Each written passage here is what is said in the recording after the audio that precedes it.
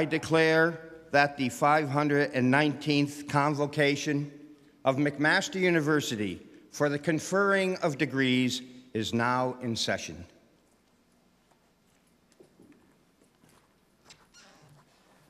Please be seated.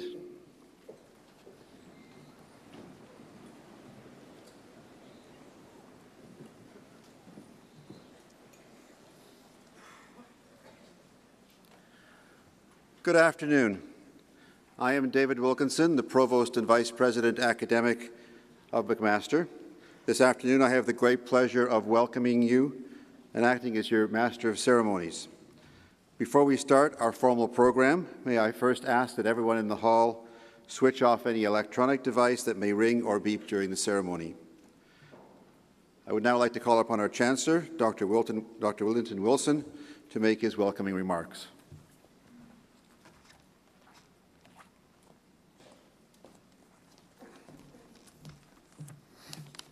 A very good afternoon to you all.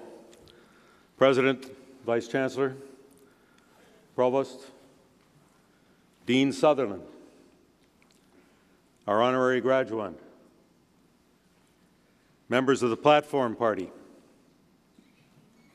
graduands, ladies and gentlemen, a very warm welcome to this 519th Convocation of McMaster University.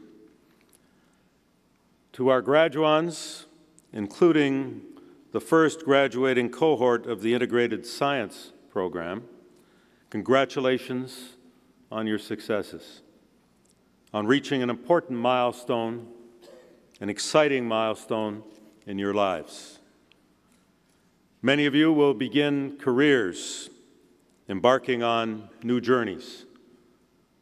Some of you will be continuing your education, training, or preparation for more advanced or specialized activities.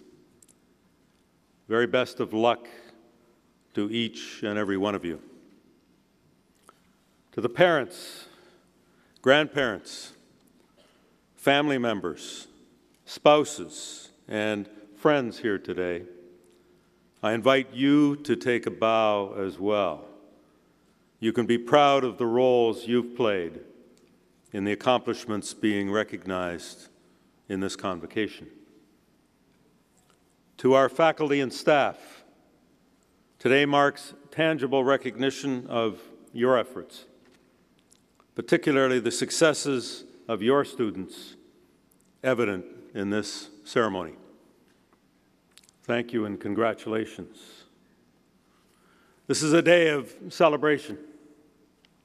I wish you all an enjoyable afternoon. Thank you.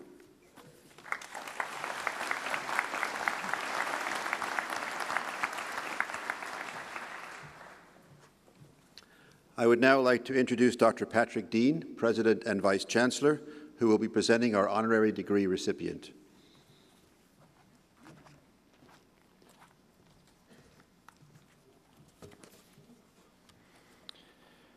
Mr. Chancellor, by the authority of the Senate of McMaster University, I have the honor to present Thomas Mason.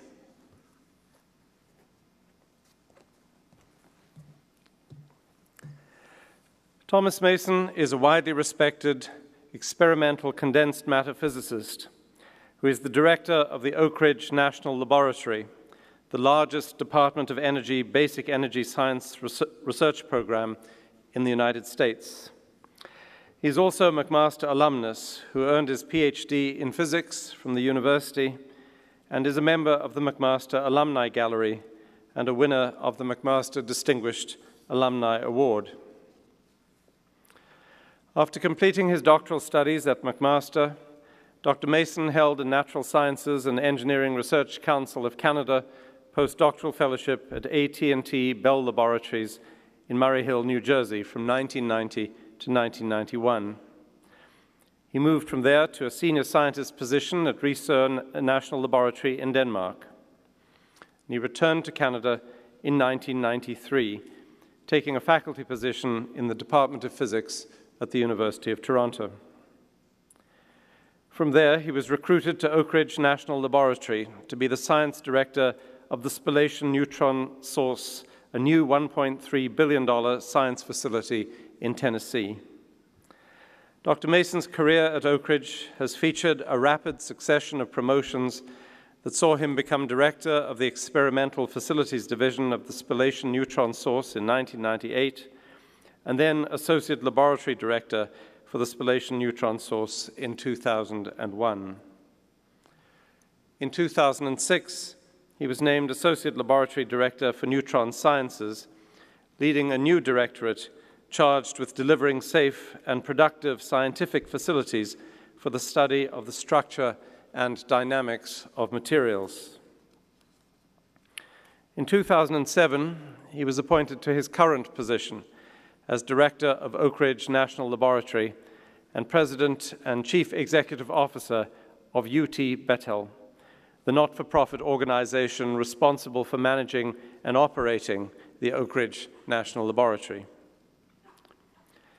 Clearly a skilled administrator, Dr. Mason remains a highly accomplished condensed matter physicist who has authored or co-authored more than 100 publications in refereed journals, presented more than 50 invited talks at conferences, and served on a variety of advisory panels and review committees. His work has focused primarily on highly correlated electron physics and high-temperature superconductivity. He has been an associate of the Quantum Materials Program, formerly the Superconductivity Program of the Canadian Institute for Advanced Research, since 1993, and he is a member of the Materials Research Society, the Canadian Association of Physicists, and the Canadian Institute for Neutron Scattering. Dr. Mason's contributions to science have been recognized by the Alfred P. Sloan Foundation, the American Physical Society, the Institute of Physics, UK, the Neutron Scattering Society of America, and the American Association for the Advancement of Sciences, each of which has elected Dr. Mason as a fellow. In 2005, he received the Postmer Young Professional Award, and he has been named one of Maclean's Magazine's 100 Canadians to Watch and one of TN Business Magazine's Power 100, as well as one of the same magazine's Top 40 Under 40. In 2011, he received an honorary Doctor of Laws from Dalhousie University. As a volunteer, Dr. Mason has dedicated himself to educational causes, serving as the chair of the Oak Ridge Public Schools Education Foundation and chair of the Innovation Valley, Inc. Board of Directors. He is also a member of the Board of Directors for Tennessee State Collaborative on Reforming Education, or SCORE. Mr. Chancellor, it is a pleasure to present Thomas Mason, an internationally respected scientist, the administrator of one of the world's most prominent scientific laboratories, a committed volunteer, and a McMaster alumnus, so that you may confer upon him the degree Doctor of Science, honoris causa.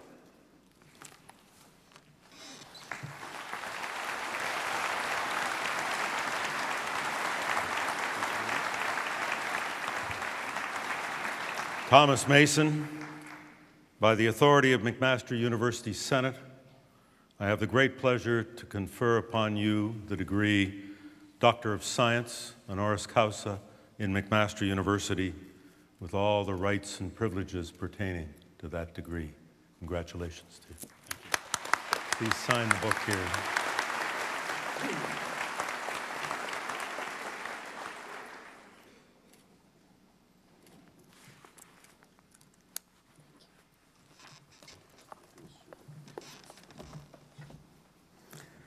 It's now my great pleasure to invite Dr. Mason to deliver the Convocation address. Dr. Mason.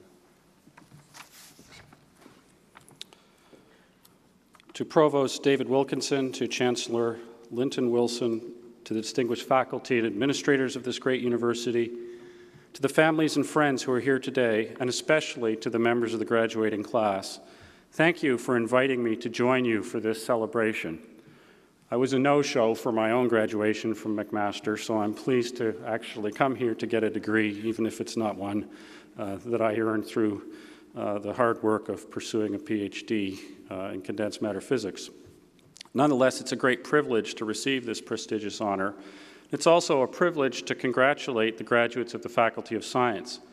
Each of you has just completed a demanding academic program. Whether you're continuing education or starting a new career, the skills and knowledge that you've acquired at McMaster will serve you well.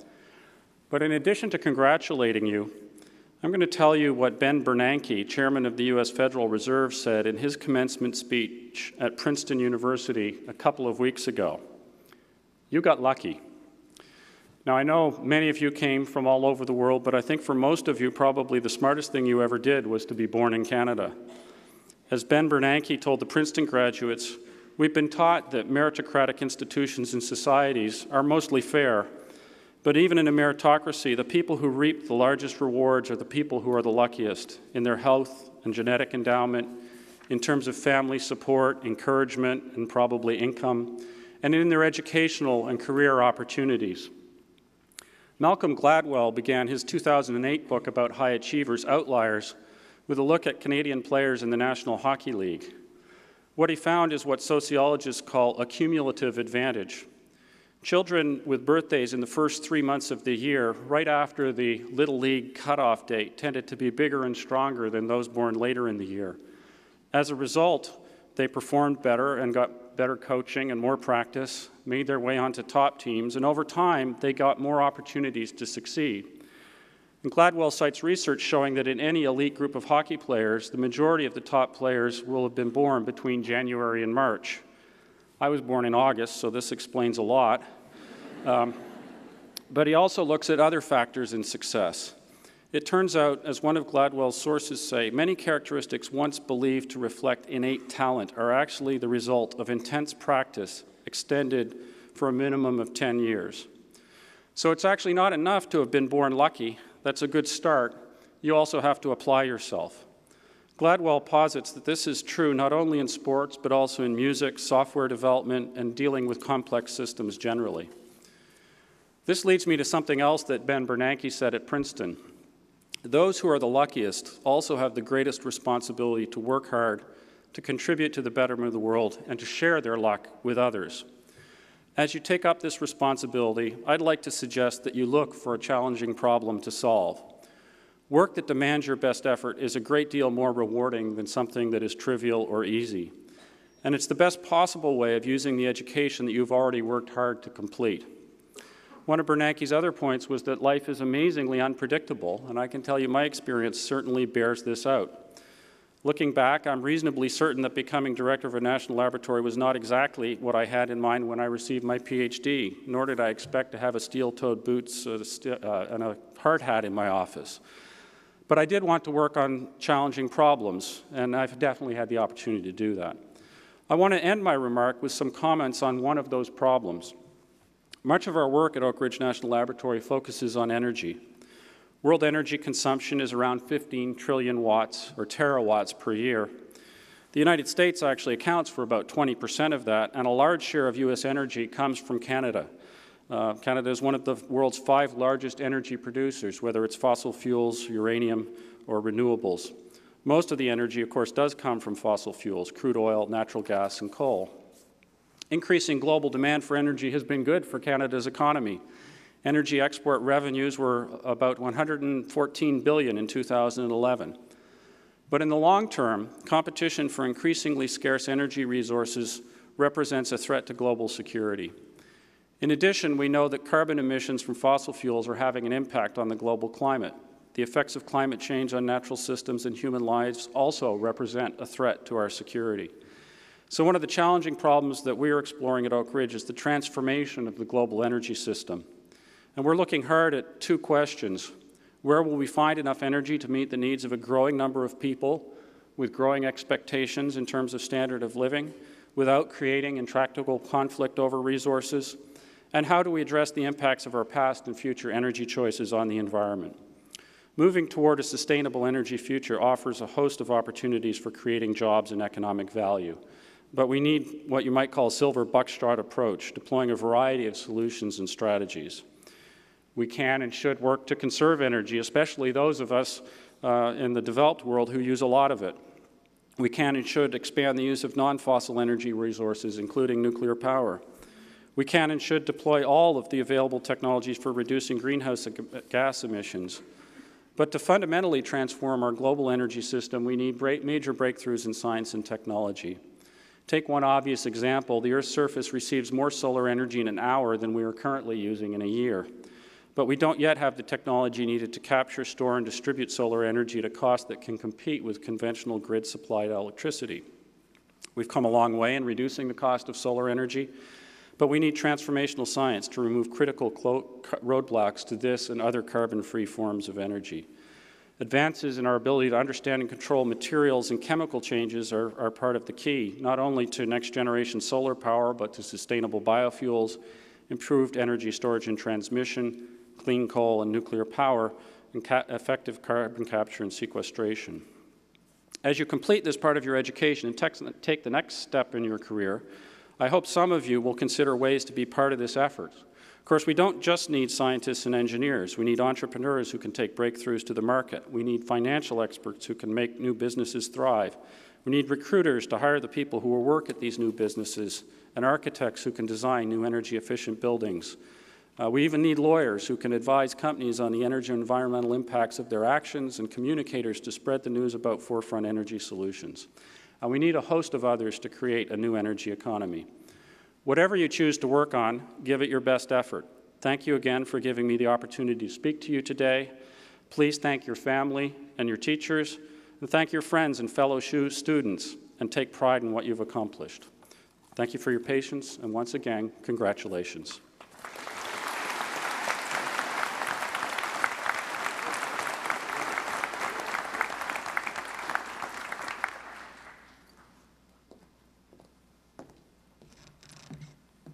Thank you very much, Dr. Mason. A very profound and interesting set of remarks. I was particularly interested in your comments on luck and how it plays a role in careers and life itself. Napoleon was once confronted with a choice to who to appoint as one of his senior generals. And the proponents of the two candidates had prepared extensive resumes about the accomplishments of each of these senior officers. And Napoleon threw it on the floor, and he said, "Tell me one thing, which one is lucky?"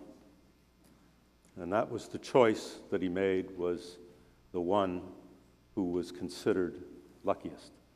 And that person went on to win many, many other battles. So luck is a factor. It's also a forecast, perhaps, of how things might unfold. You've had a very successful career, and I'm sure luck has played a role, but more than that, your hard work and dedication has certainly come to the fore. And we're delighted that you were able to be with us today to accept this degree. Congratulations once again.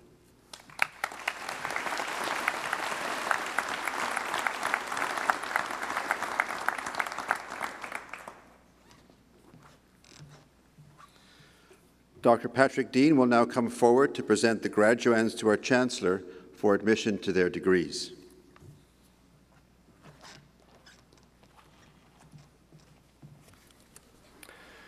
Will the graduands please stand?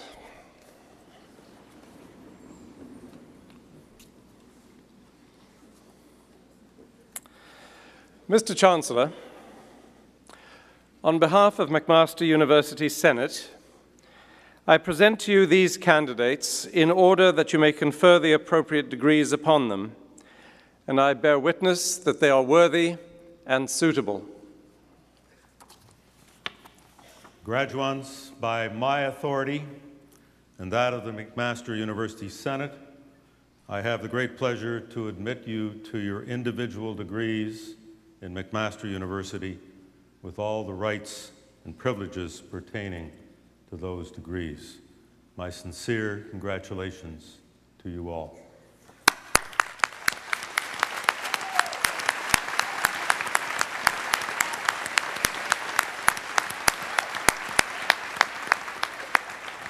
Please be seated.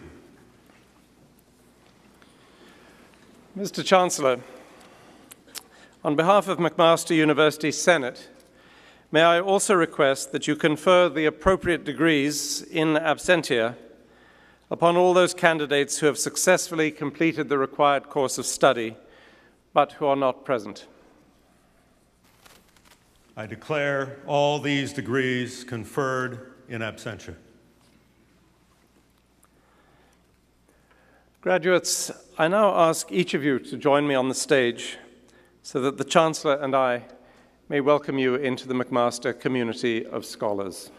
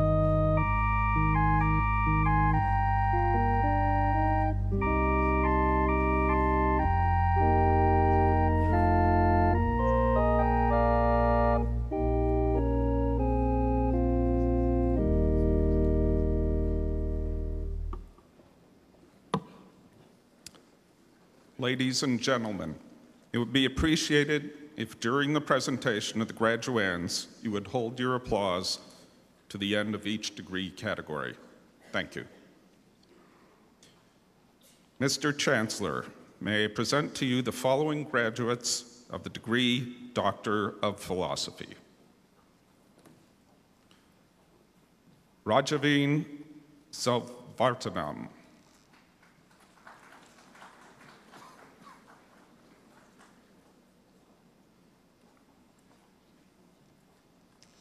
Kenneth Ross Chalcraft.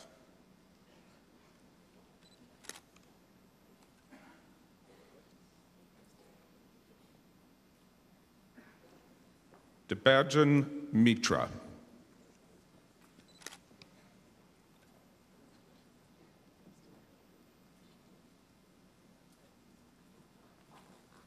Claire Lindsay Armstrong.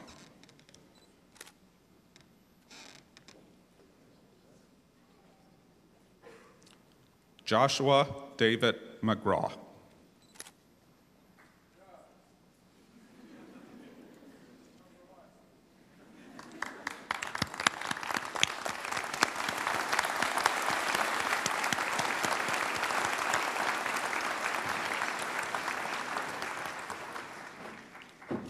Mr. Chancellor, may I present to you the following graduates of the degree Master of Science. Laura Elizabeth Close.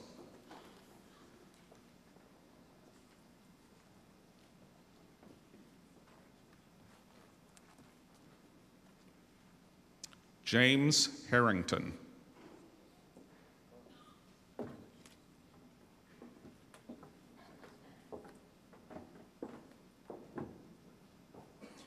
Andrew Philip Bartlett.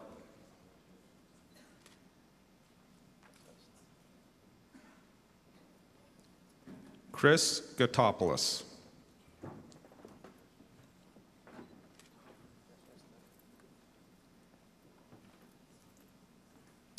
Amit Naresh Patel.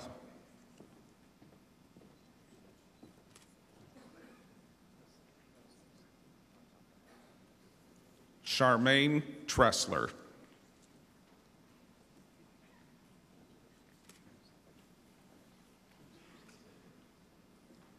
Amnya Bashir Almasad.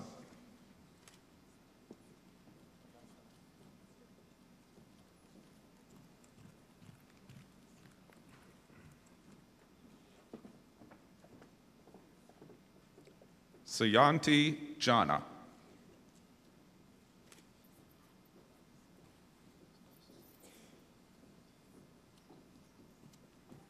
Scott Michael Purcell.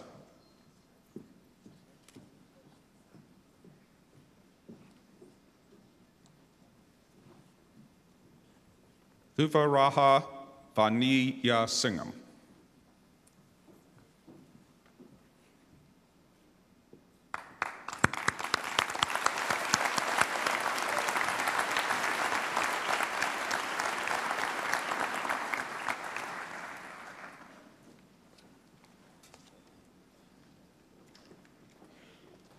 Mr. Chancellor, may I present to you the following graduates of the degree Bachelor of Science Honours.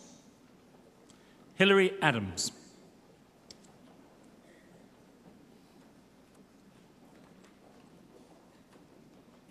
Colin Adema.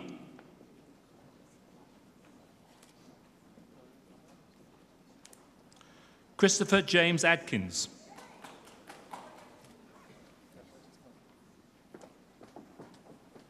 Alexandria Afonso.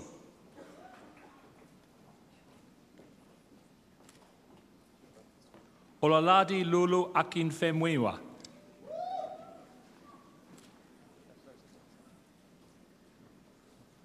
Aya Al-Siadi.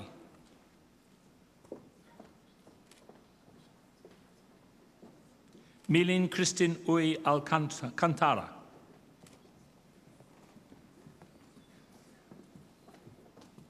Basel Ali.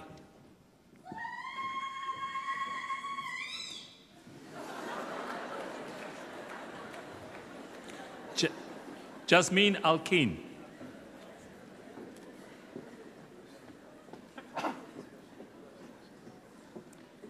Olivia Rose Alega.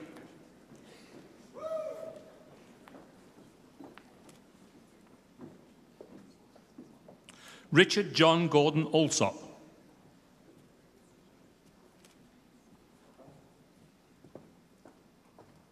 Alexandra Anik Amaro.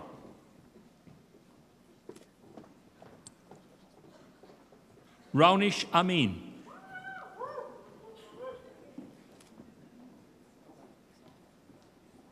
Andrew Antun.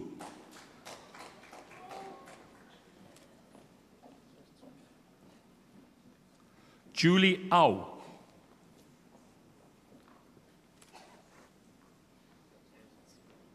Shiva Mukund Arjun.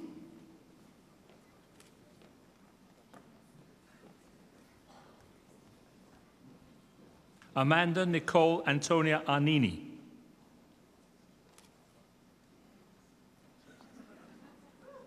Olivia Marie Avolio.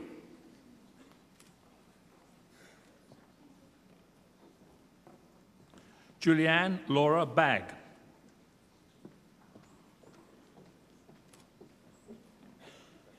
Kerman Bajina.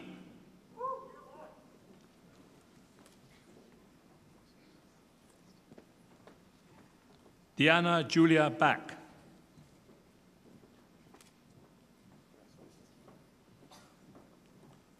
Prashanthini Balakumaran.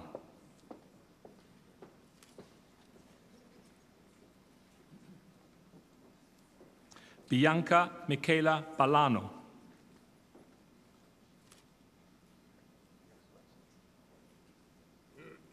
Kyle Joseph Ballon.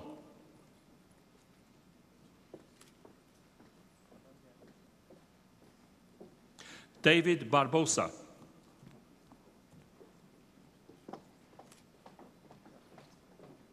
Solomon Barkley.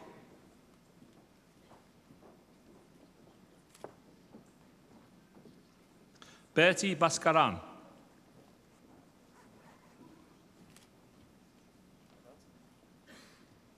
Norman Ben Brahim.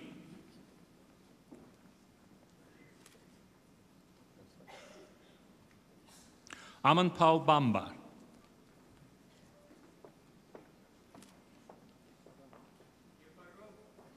Hassan Mahmoud Bati.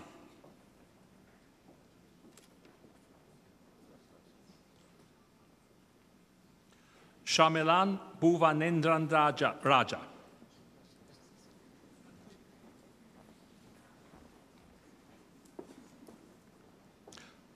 Colleen Bobby.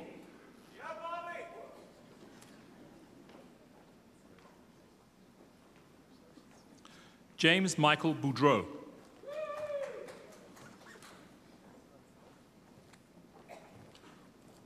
Biant Singh Brar.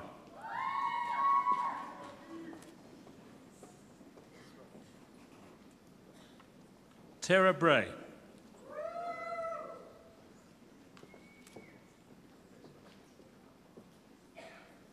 Samantha Burgess.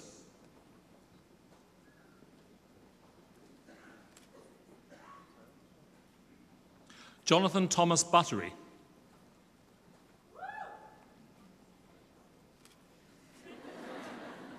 William Brian Catchpole.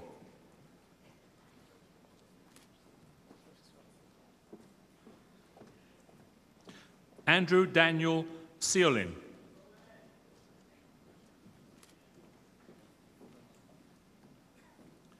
Cheryl Ann Yanmei Chan.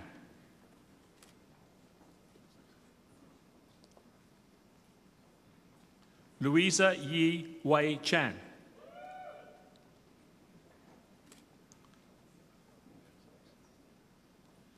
Trishwati Chatterpal.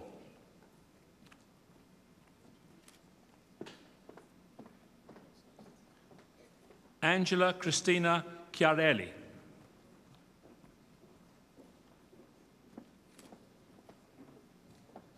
Kevin Chin.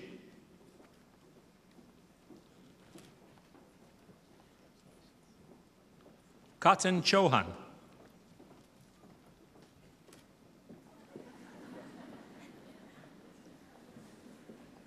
Yoon Jung Choi.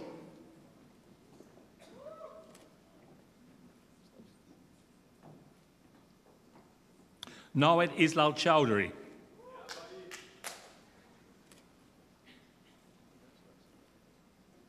Jeanette Chun.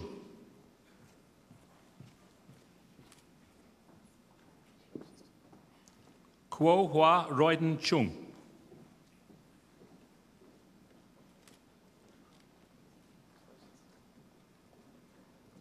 Michaela Comela.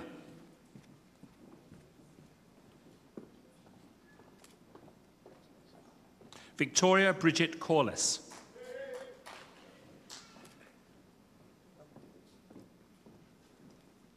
Kristen Costa.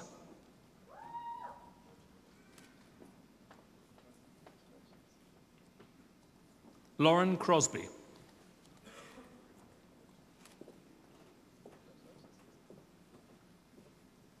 Lisa Danielle Crowder.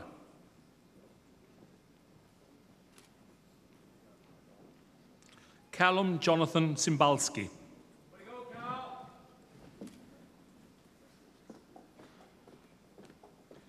Avani Deve.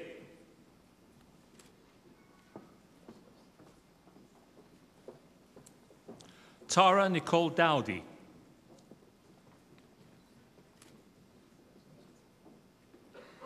Vinisha Da Silva.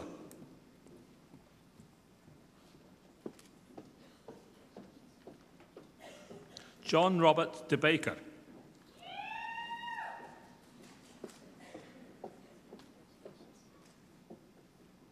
Erica DeMata.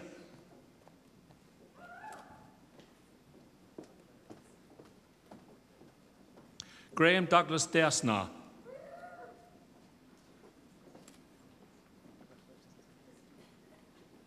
Daltash Daliwal.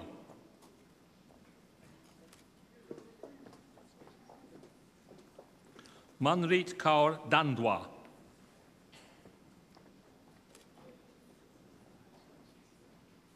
Karna Diravani.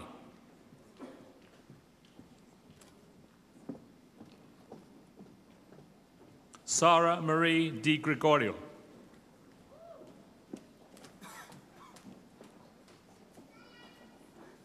Justine Angela Di Cesare.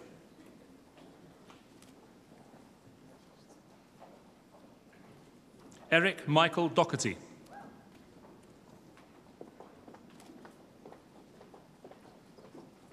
Natasha Dogra.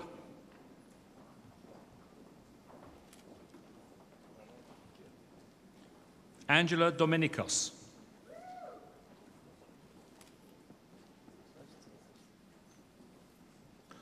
Sasha Anit Daudnut.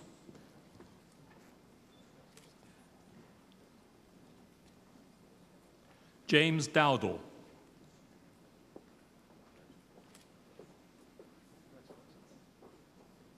Crystal Sarah Lynn Eberhardt Gwynn.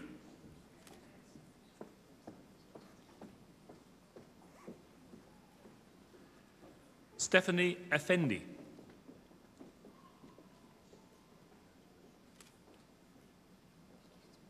Adrian Mark Emanuel.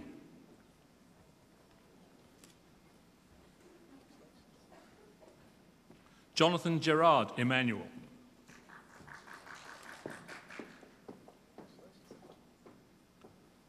Makan Farakish.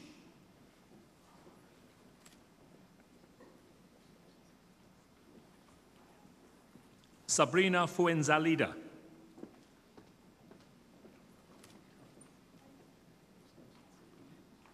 Roderick Ganeshan.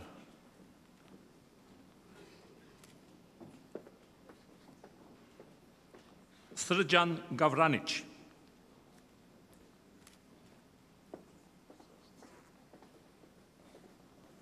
Adam Joseph Gerlings.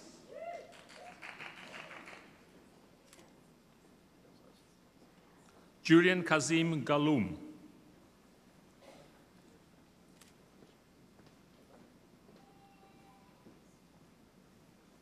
Bisma Gwauri.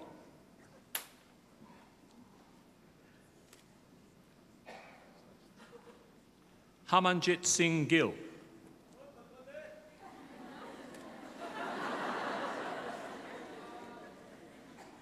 Jaskarit Gill.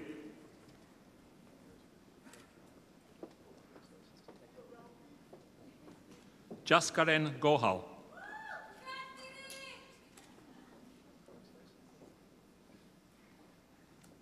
Veena Gopala Krishnan.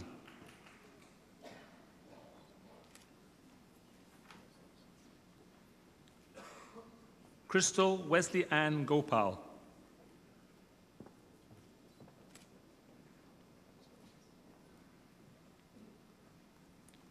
Alboj Gojiazadeh.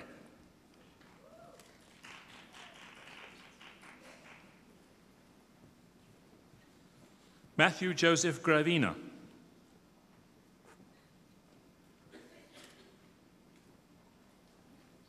Victoria Lee Chi Gu.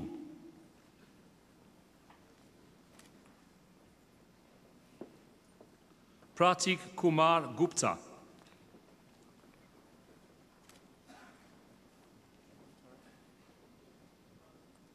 Diana Haida.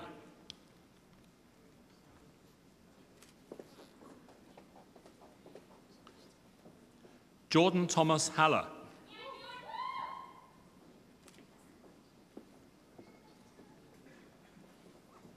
Mary Leanne Hanhan.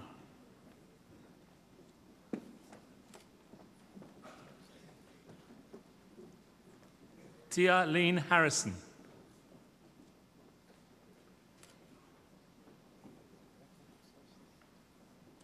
Sarah Louise Hasselman.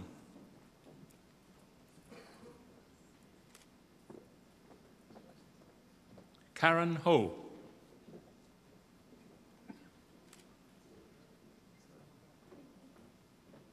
Ronald Chun Ho Ho.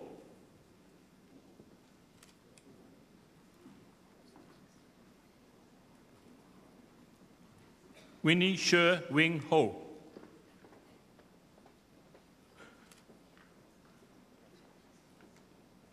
Matthew Than Huan Yong.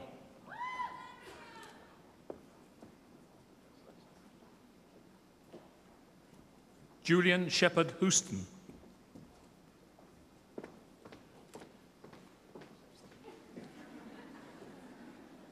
Janice Hing Yi Hung.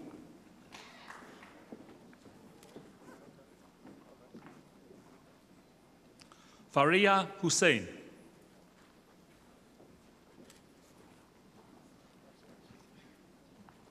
Kasim Hussein.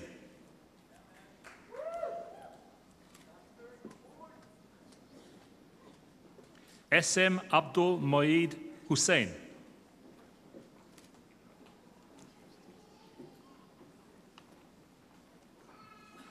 Sandy Huynh.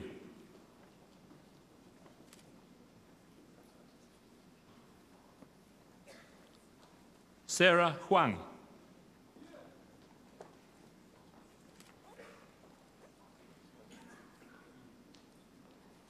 Bianca Bianacci.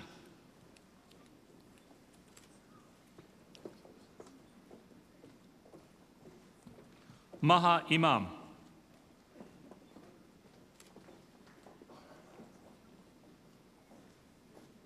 Alex Gabriel Eon.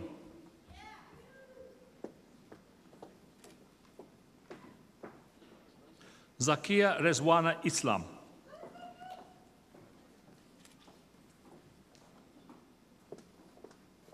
Jamie Lee Duncan Jackson.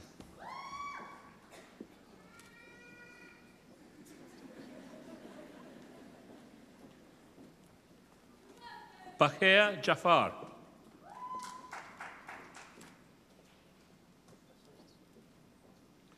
Anushka Jaffer.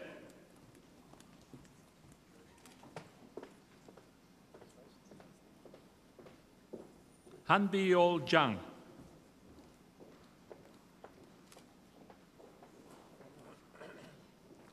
Gertana Jayakumar.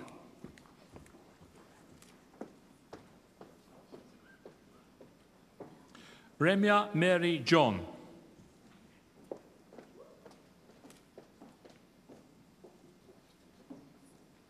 Jin Young Jun.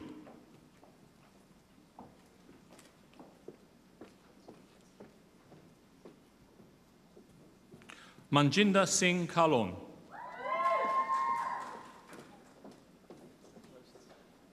Sahil Kamboy.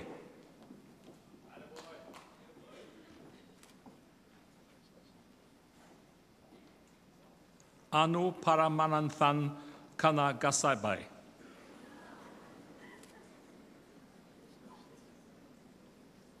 Nadia Karim.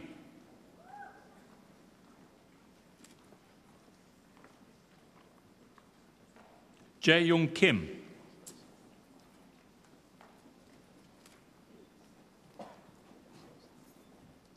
James Sok Il Kim.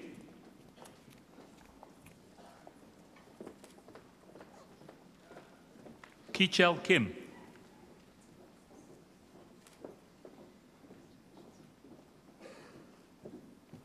Alison Wersig Kinross.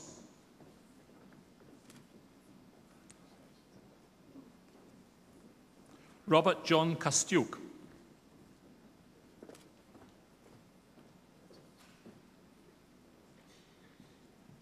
Emily Elizabeth Kramer.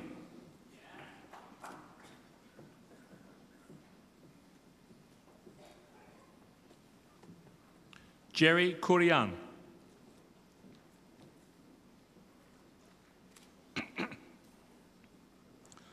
Yoli Kwok.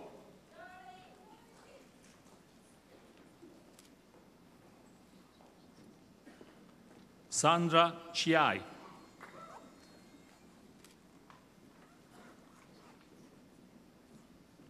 Stephanie Victoria Labrie.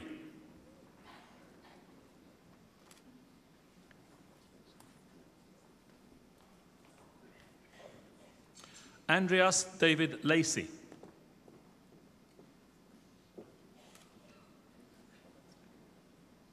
Mark Joseph Kinch Lamoureux.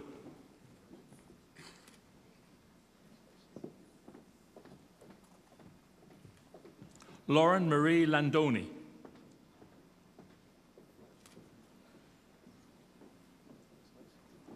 Michael James Langan.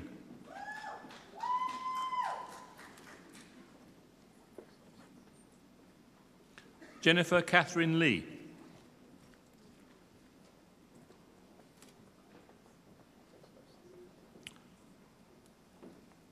Lauren Patricia Molly LeMay Nedzielski.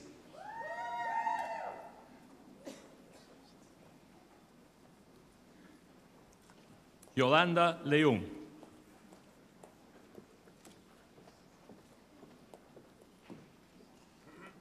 Garvin James Leung.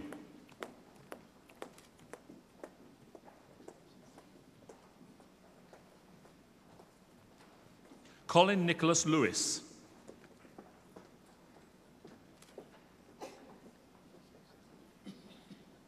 Darren Lee.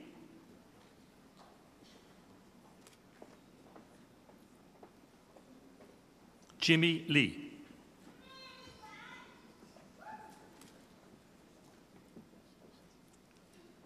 Yifan Lee.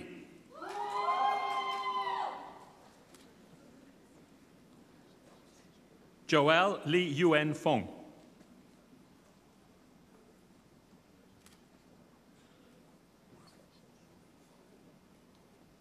Nicole Lim Tung.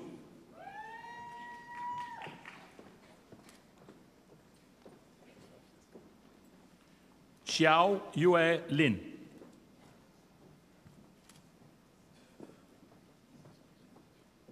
Kelvin Liu.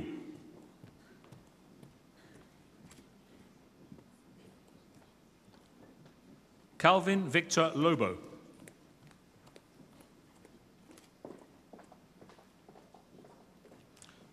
Nicole Natasha Lobo.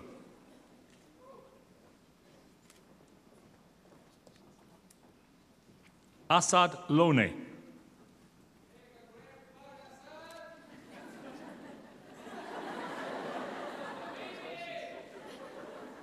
Maggie Lu.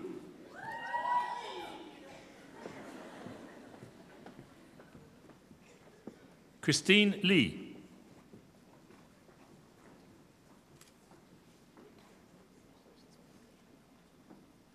Jessica Lee.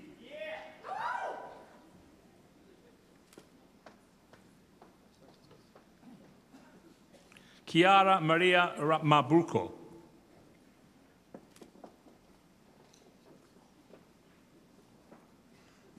Robert Ray Murray MacDonald.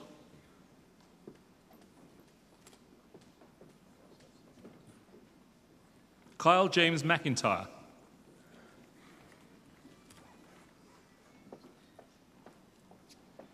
Sohail Hassan Mahmood.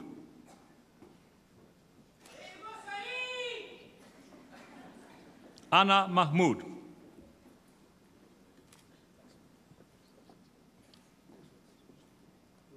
Tracy Mack.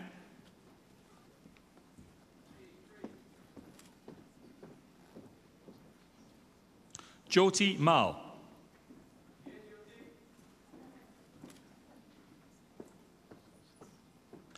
Faryal Kiran Maniyali.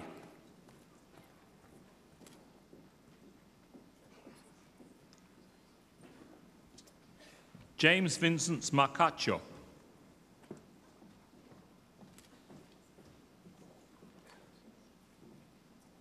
Adriana Olivia Martinescu.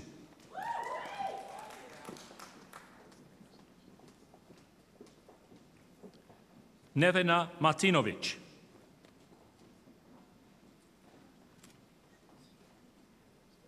Deepika Celestine Mascarenhas.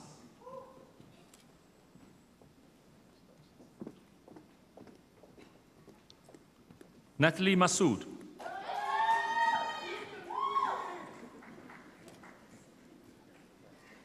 Carlo Matic.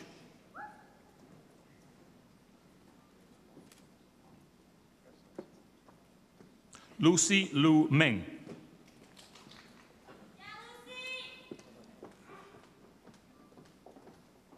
Adam Hunter Mephum.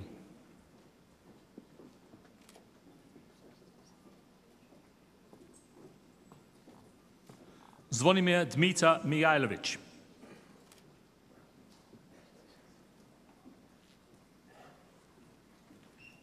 Ario Mirian.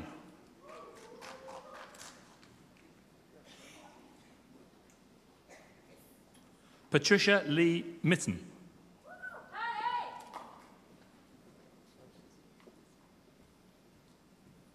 Asad Mohammed.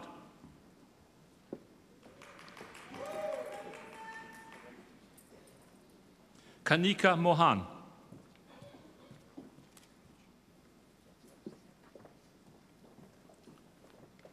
Derek Ryan Morim.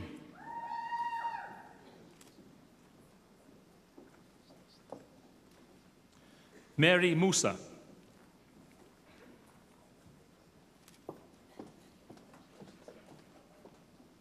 Hamid Reza Musavi.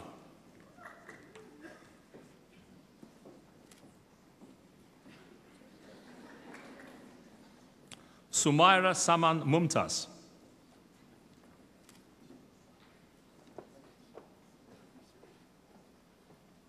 Fahim Mohammed Naeem.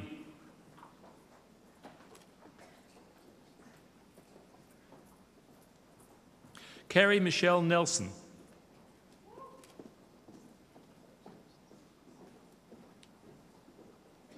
Dustin Tyler Newton.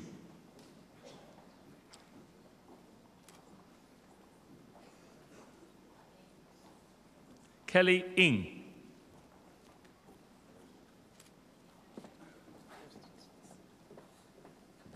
Peter Hoa Nguyen.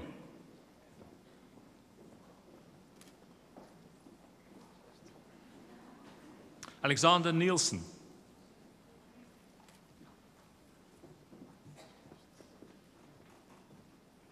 Megan Alexandra O'Donnell.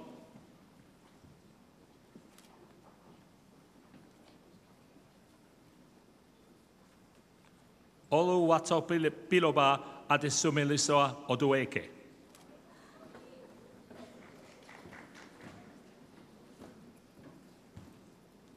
Laura Jean Ogilvie.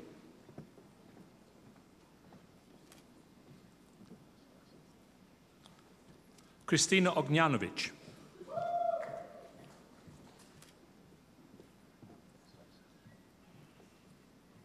Christopher Karkin Pak.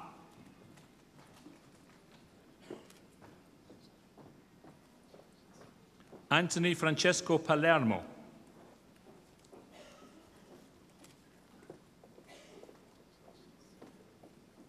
Chris Hyung Woo Pang.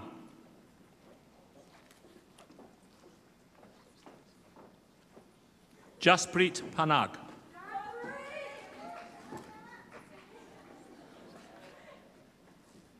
Adam Nicola Pantaleo.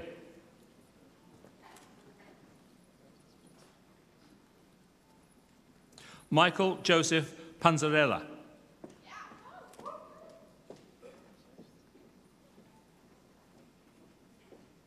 Tarsika Paramsoti.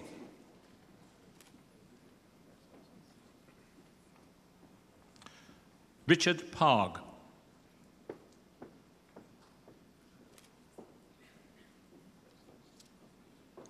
Christina Lee Pasquariello.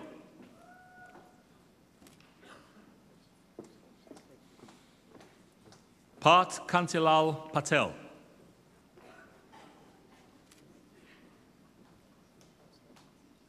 Prashant Patel.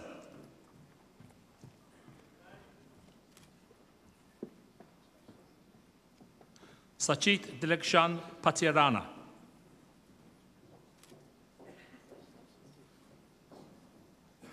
Ashlinda Kaur Pelia.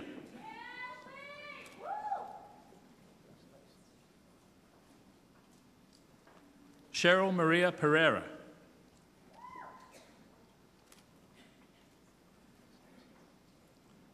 Kathleen Ann Perry.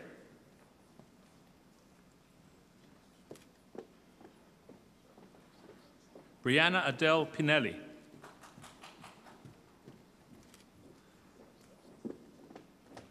Sandra Pirotilla.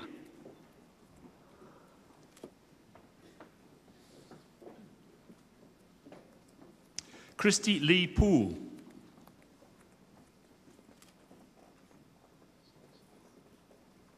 Anson Poon.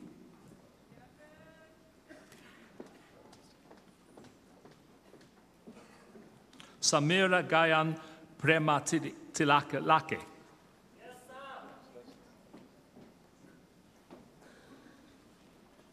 Karen Lee Proskis.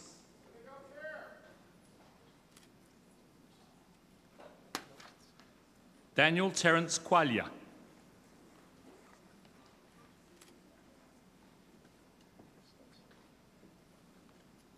Rapshen Raman.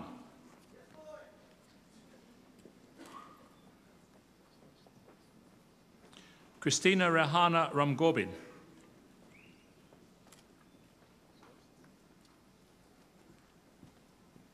Reshma Shalini Rampal.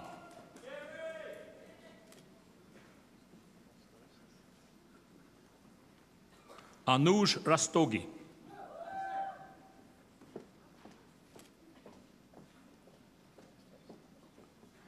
Margaret Rickaby.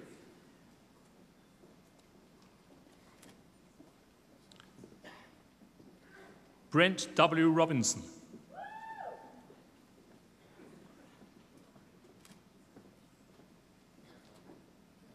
Dora Pauline Rossati.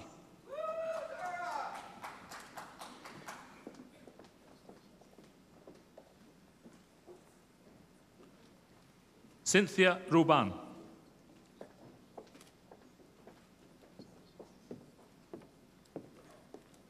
Douglas Robert Rust.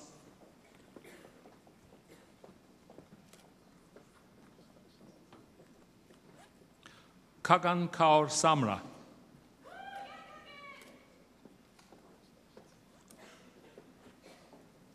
Kimran Kaur Sandhu.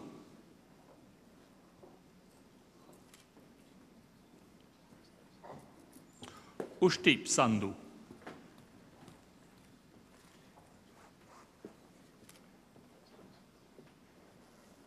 Caitlin Victoria Santos.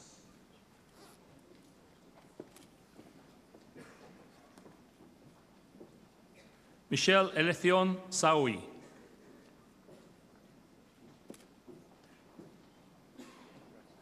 Erica Caitlin Sawyer.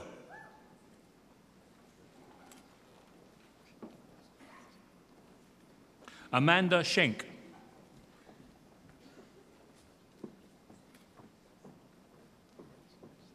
Marianne Catherine Scott.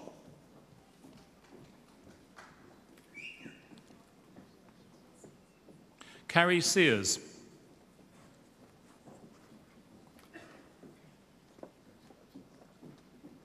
Amrita Sembi.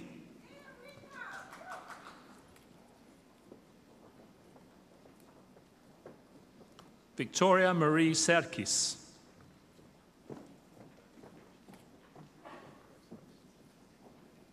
Rhythm Shah.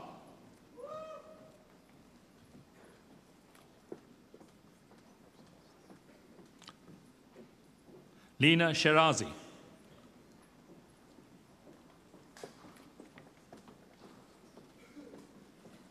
Joshua McNeil Simmons.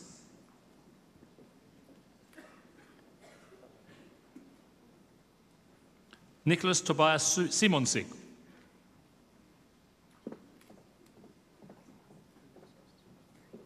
Jasleen Singh.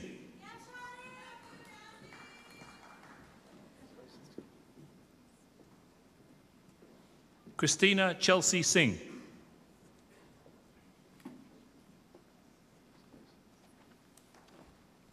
Rohini Singh.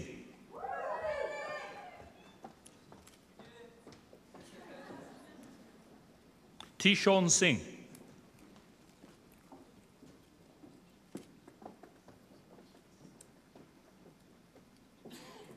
Tunisa Sivanant.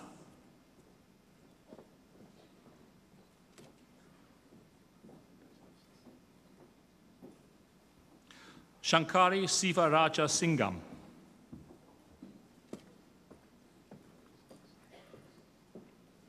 Bhairavi Sivarama Lingam.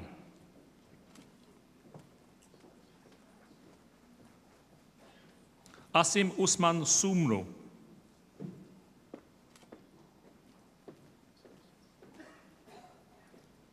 Michelle Ann Spano.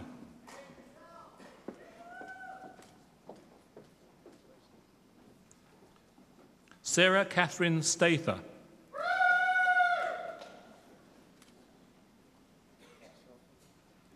Krista Jacqueline Stemler.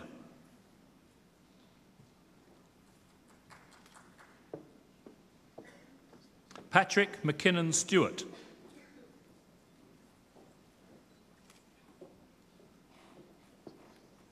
Natalie Strawn.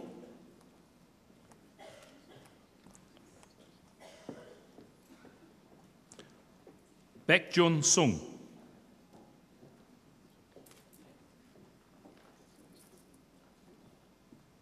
Elena Sung.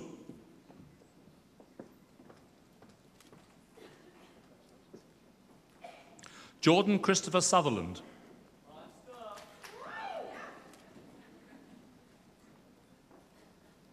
Farman Syed.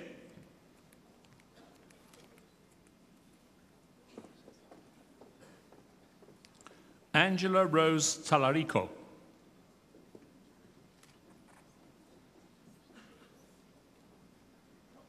Priscilla Tang.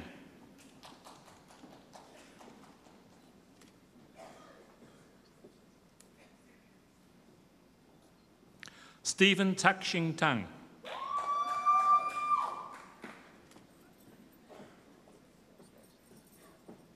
Emily Lynn Taylor.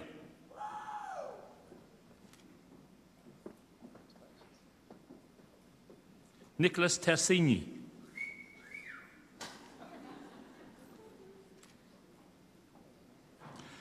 Shalini Thiruvarujel-Vum.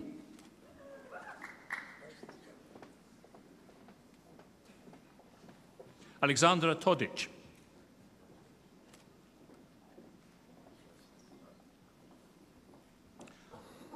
Melissa Tom Kun.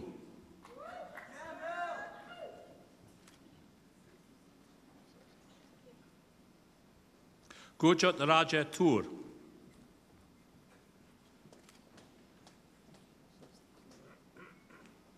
Jasprit Toor.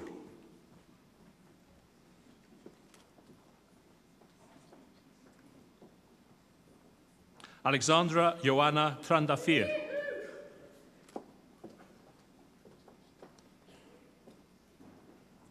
Erica Alexandra Trott.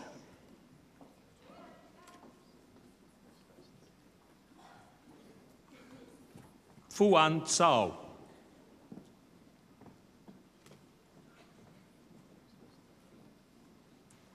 Pavitra Umapathe Sebam.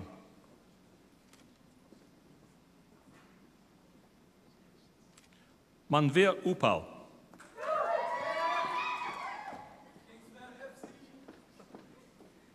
Nadine Sarah Valdez.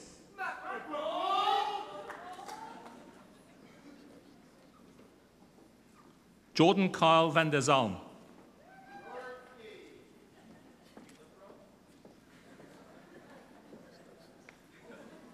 Tepika Varatharajan.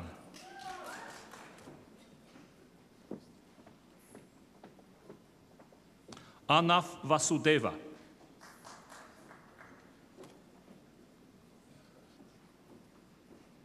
Jorge Ivan Velázquez.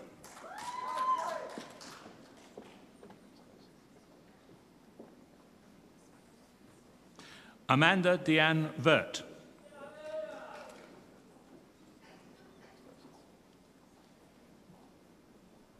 Natasha Walji.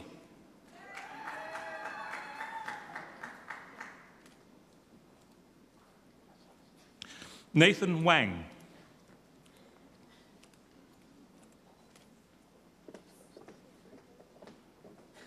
Winnie Wang.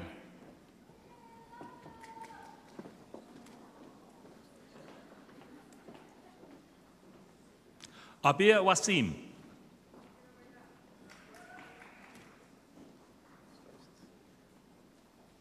Andrew Kyle Wenzel.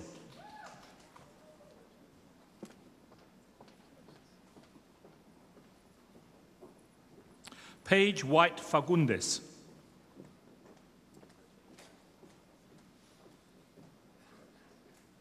Charlene Ann Williams.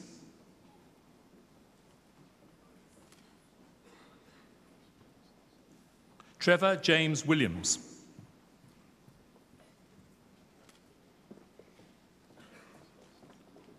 Sebastian Andrew Vitek.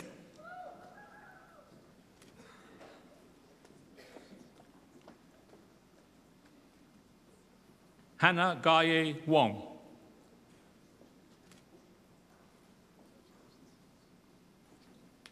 Melissa Lynn Wong.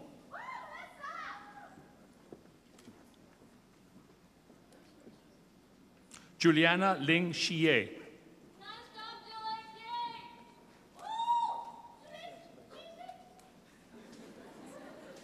Chenju Shu.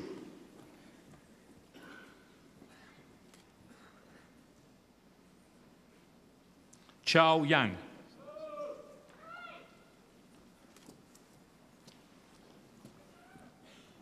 Jackie Yang.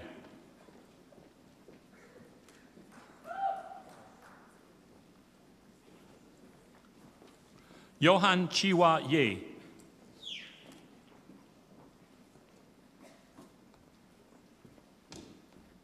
Kevin Rain Yin.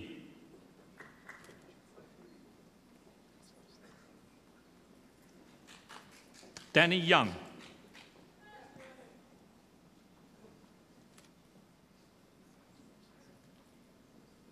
Rachel Ann Young.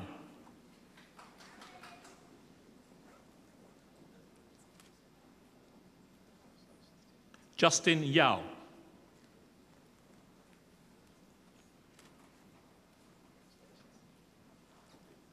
Priscilla Manway Yu.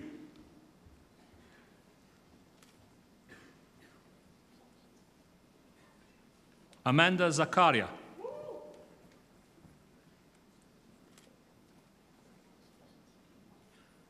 Seris Zera.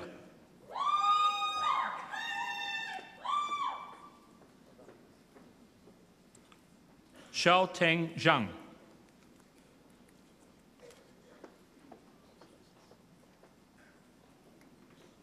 Wenxian Zheng.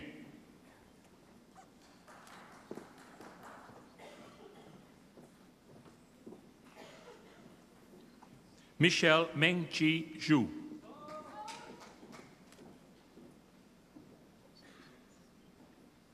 Sarah Zubair.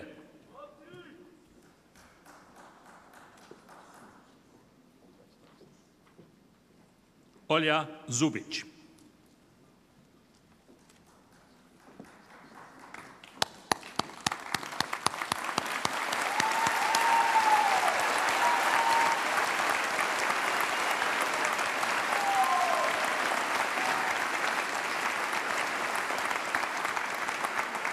Mr. Chancellor, may I present to you the following graduates of the degree Bachelor of Science.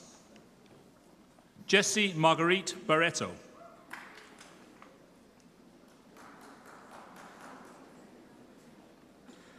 David Matthew Tyler Broomfield.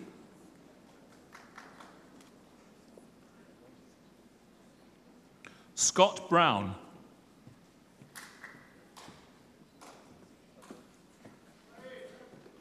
Zachary Michael Buis.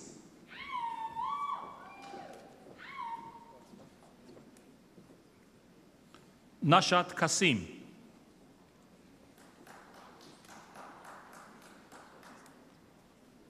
Cheryl Chaput.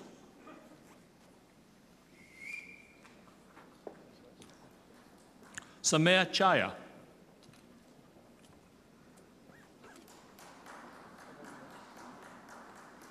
Kristen Alexandra Chichero.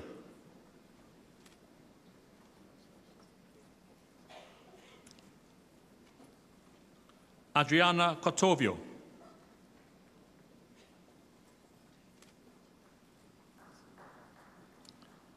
Caitlin Elizabeth Cunningham.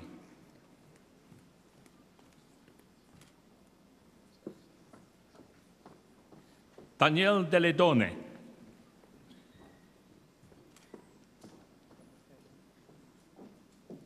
Hia Ghazi.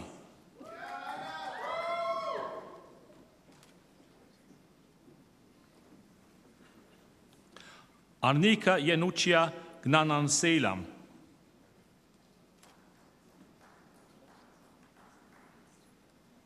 Michael Walter Frederick Hammond.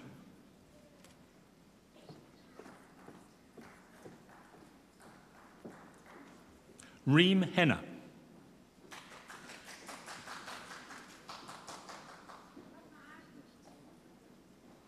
Sanjana Binte Hiye.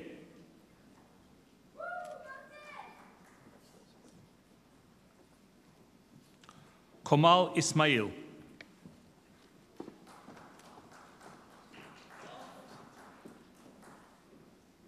Megan Lee Jameson.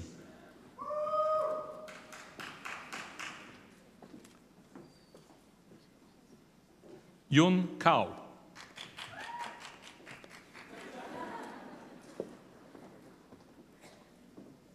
Jatinder Pal Singh Kao.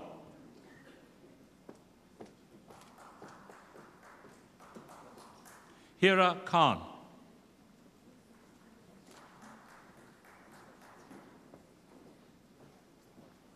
Rabia Ali Khan.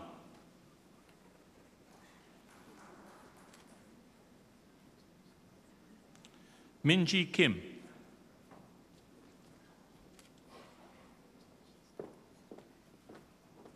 Sang-soo Kim.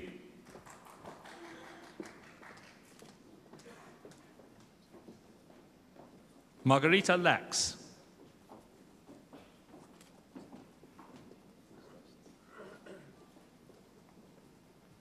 Lin Yu Lam.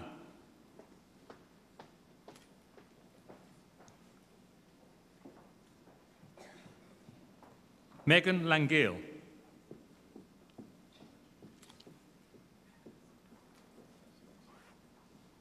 Matthew Joseph Leitao.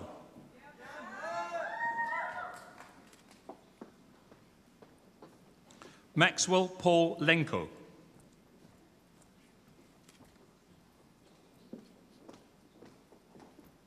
Han Lee.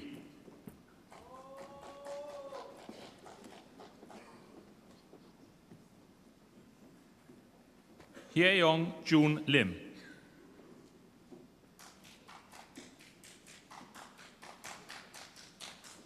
Matthew Emmanuel Mane.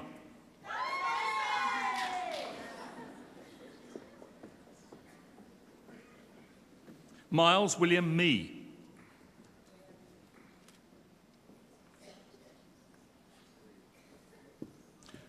Jamie Alexander Mendel.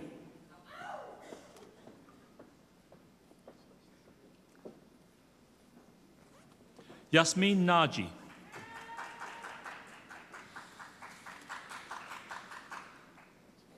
Leanne Virginia Neto.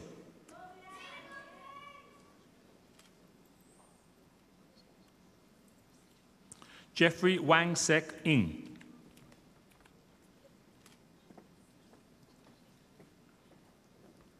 Uyen Nguyen.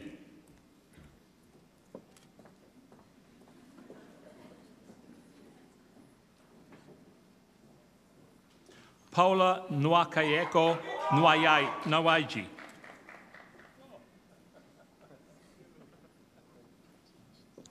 Darcy Panjalingam.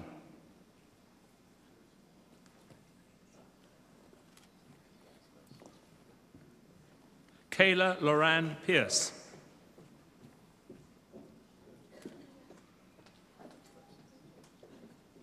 Thomas Pacheca.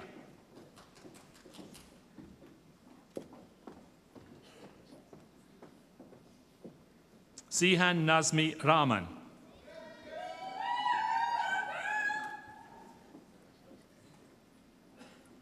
Christopher Helmut Raas.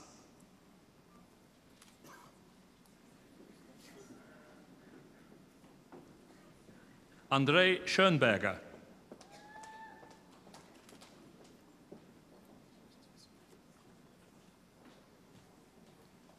Harleen Shahi.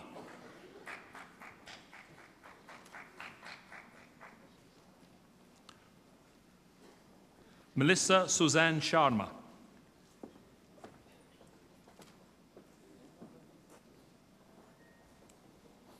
Janae Alicia Simpson.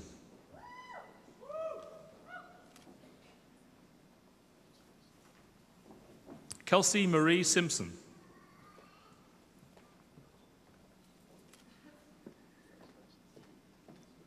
John Christian Smirnis.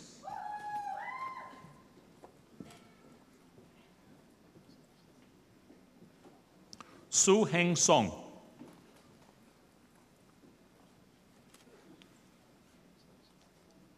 Christina Maria Sotile.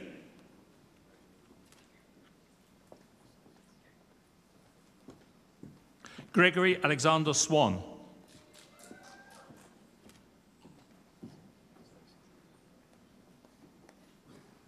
Joshua Taylor.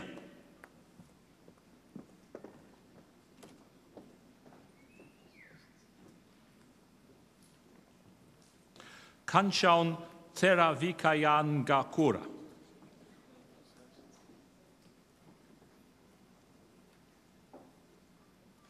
Stephanie Lee Vakalyan.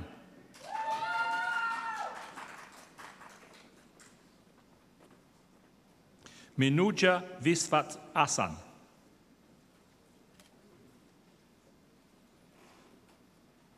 Rebecca Wong.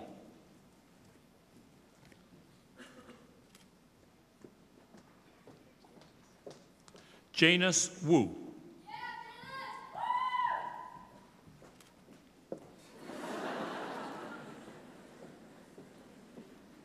Michael Yusuf.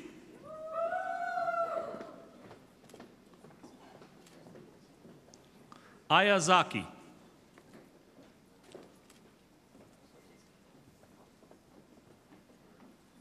Le Peng Zhang.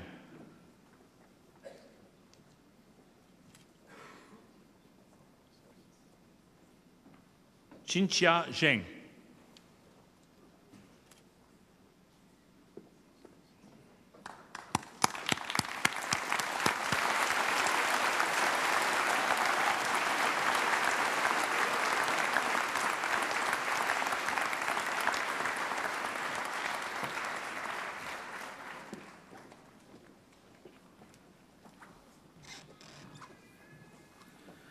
Ladies and gentlemen, I would now like to introduce to you Mr. Pratik Gupta, a graduate of the Bachelor of Science Honours Program, who will be delivering the valedictory address.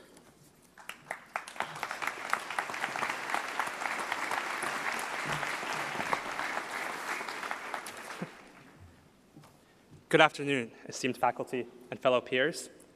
Congratulations on your hard work, dedication, and passion you put towards this diploma.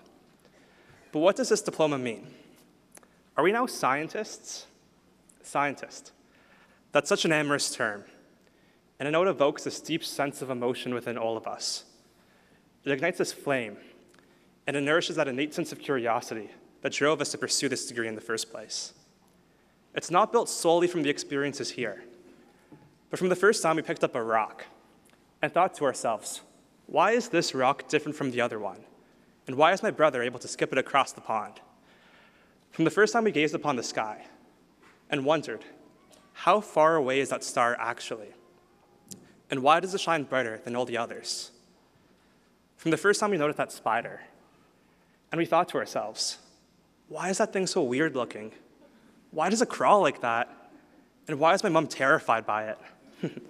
We dared to ask why, and we sought to understand the deeper meanings of the physical world around us, as well as the building blocks and mechanics that comprise us. And in doing so, we've embarked upon a lifelong journey. And in our journey here at university, we probably first reflect upon the friends we've made, the parties we've had fun at, as well as those parties we may have had a little bit too much fun at. But like with any journey, we faced our share of tough times and uphill battles. But each of those struggles was just an opportunity for us to prove our tenacity and to test our resolve. Just remember that one course that you had no idea what was going on for the entire semester. You pulled the all-nighter, you crammed with your friends, drank 3 energy drinks just to stay awake. and you didn't even pass the course, you managed to ace it. Remember the first time you walked into your chemistry lab, scared you'd break all the equipment and spill all of the toxic chemicals. But by the end, you were isolating compounds and testing for properties like an expert. And remember that equation your professor wrote on the blackboard? You remember. The one with 10 constants, variables, and differentials you had no idea how to evaluate. But by the end, you're able to seamlessly apply it to all of your work. We've constantly overcome obstacles and learned throughout our journey. And this growth is a testament to the sacrifices made along the path.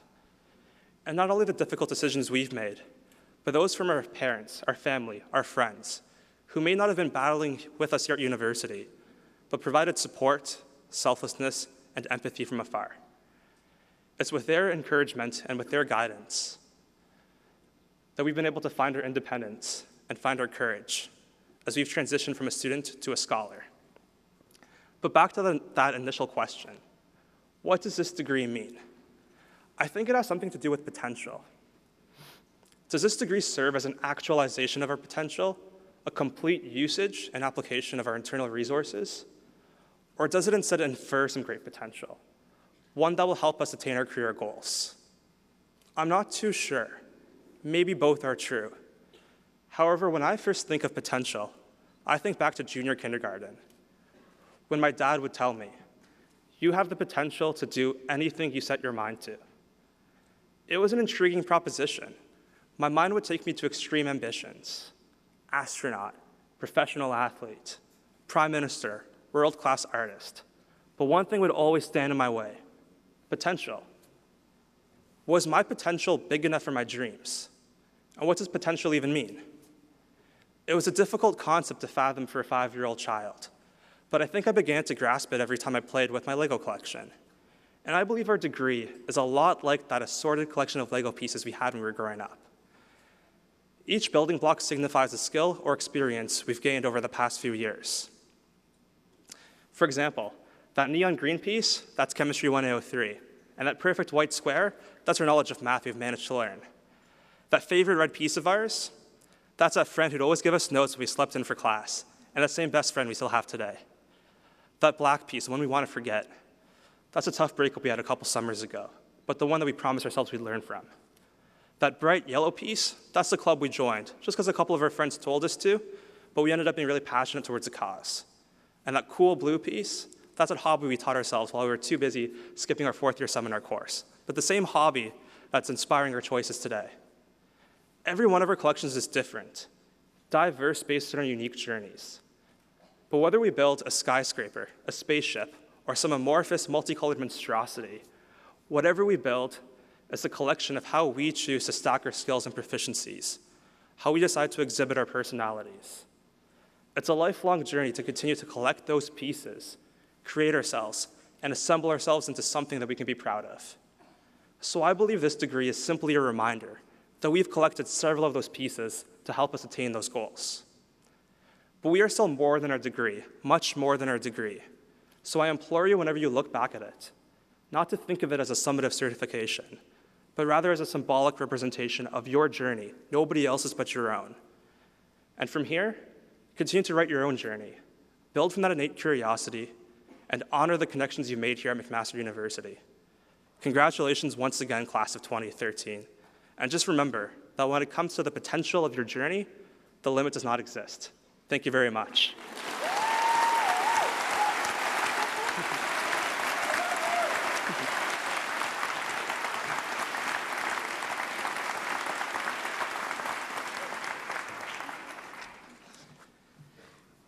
Pratik, thank you very much for putting into words, I think, the hopes and aspirations of all of the graduates here today. All of you have tremendous potential, and as Pratik has illustrated, the potential that you've gained through your 4 years at university is what you will take into the world and build on in the years ahead. I would now like to introduce our Acting Dean of Science, Dr. Peter Sutherland, who will present the medals won by Faculty of Science graduates.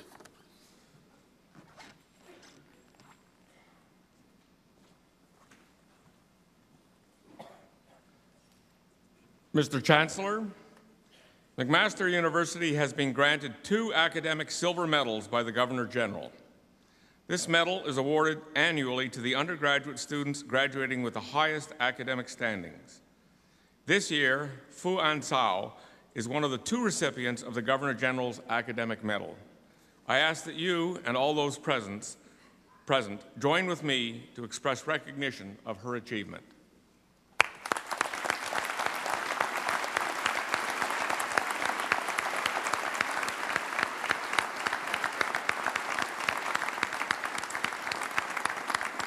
That's the Governor General's member.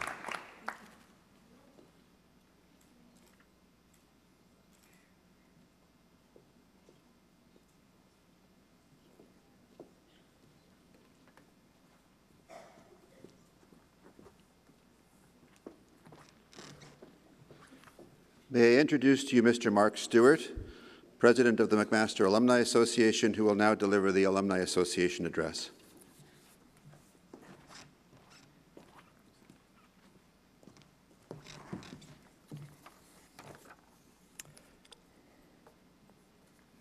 Chancellor Wilson, President Dean, McMaster faculty, fellow alumni, honored guests, and members of McMaster Class of 2013. My name is Mark Stewart. I twice had the opportunity to participate in the experience that you're having today. I received my Honors Bachelor of Arts in History from McMaster in 2006 and my MBA from the DeGroote School of Business in 2010. The graduations are always a time to reminisce on the past and celebrate the moment, but really to look towards the future. And because of that, convocations are always filled with words of wisdom, quotes, and thoughts that have stood the test of time, such as those we've heard from our speakers today. As you know, McMaster has also stood the test of time. We recently celebrated our 125th anniversary, and we've held over 500 graduation convocations. So counting that up, we've sent over 165,000 alumni out into the world, and today you can find us in over 130 countries across the globe. Our alumni are CEOs, doctors, politicians, academics, they're world-class researchers, and they're leaders of all types. So we thought, who better to gather wisdom from than people from our own family? So we asked our alumni around the world to send in advice for new grads like you. We called it the Good Advice Project, and I get to share a selection of this advice with you today. Bill Purser from the class of 1946 told us, upon graduation, do your best to get a job at any level in the work you love. He said, you'll soon find that by doing a job you love, you'll rise to senior positions. Chuck Simmons from the class of 58 told us, treasure the close McMaster friendships you've developed and keep in touch with those people throughout the world. Decades will fly by, but those shared laughs and experiences will keep you grounded throughout your life. Valerie Barker from the class of 1981 told us, at the end of the day, always be able to look at yourself in the mirror and say, I've done the very best that I can say to help people, to work hard at life, to respect others, and to have added value to our community and to society. Finally, Amanda Gibson from the class of 2006 told us, don't be scared if you graduate and realize you have no idea what you want to do with your life. Sit down, take a breath, reflect on what you value, on what moves you, and what you're good at, and then try to find something that balances all three. Now, my advice for you as an alumni is to remember that when you stepped a foot on campus McMaster in first year, you embarked on a lifelong journey, one that's going to carry forward far past today's ceremonies. Since I've graduated, the professors that made an impact on me, they're now my friends and mentors. My classmates, they were always people that I could trust, and now they're people that I do business with.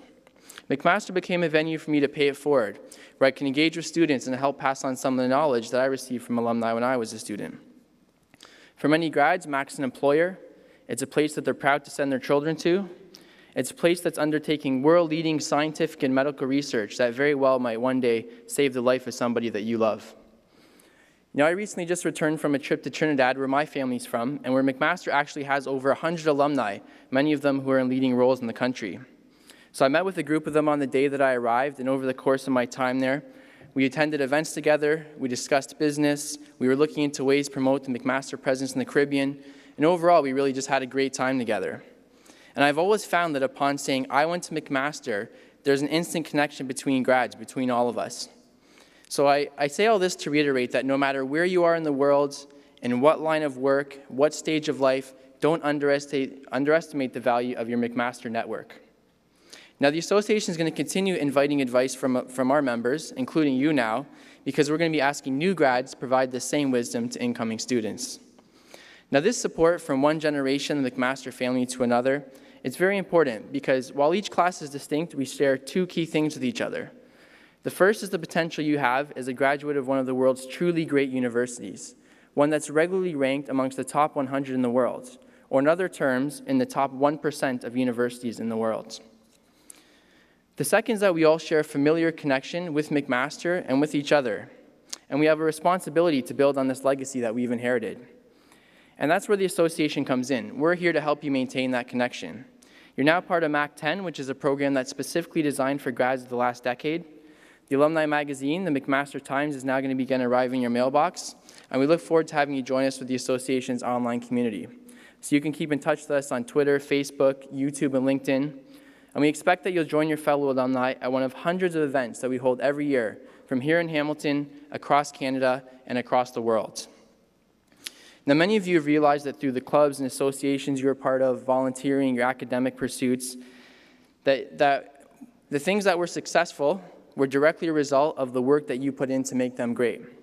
So now your McMaster relationship is transitioning from student to alumni, and these leadership opportunities still remain. Just the question shifts. What are you now going to do to make the McMaster alumni community that you're now a part of great? Now, somebody who exemplifies this legacy of greatness is our Chancellor. He's a proud member of the class of 1962, and someone to whom the McMaster Alumni Association just bestowed our highest honor, the Distinguished Service Award. This is actually Dr. Wilson's final convocation season, so on behalf of the association, I'd like to thank him for his dedication as a philanthropist, a volunteer, and an advocate. Thank you.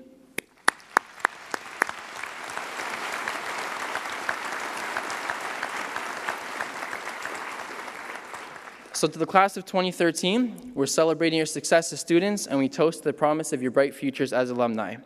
Your fellow MAC grads are proud to today welcome you into our McMaster alumni family. Thank you.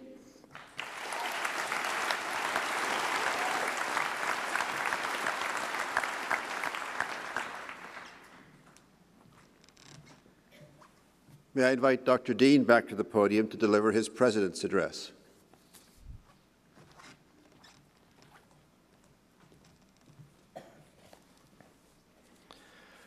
Well, this ceremony has been wonderful, as Convocation always is. It has been a celebration of all of you and of your individual achievements, of the McMaster family, in which, as of today, you have succeeded to a different kind of membership, and of our society, which accords to universities a privileged status and generous support, in return for which we provide not only brilliant and energetic leaders for tomorrow, but also the new ideas and discoveries that will shape our future. Convocation is a communal event because it celebrates our community, its values, and its aspirations. So this is a time to contemplate where you fit in, not only within the McMaster community, although Mark gave you some very good ideas there about how you might fit into that community, but more broadly, how you might fit into our society and in our world.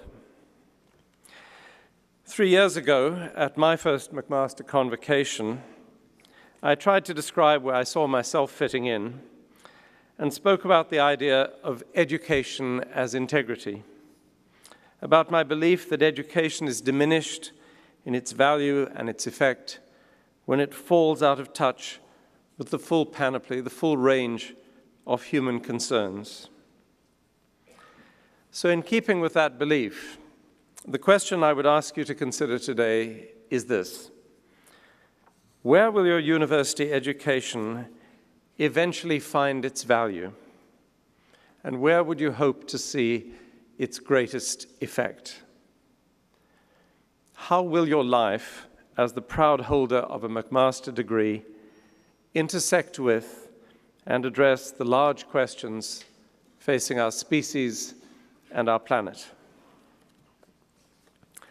Ronald Dworkin, the eminent legal philosopher from whom I quoted on this platform 3 years ago, identifies the issue in this way.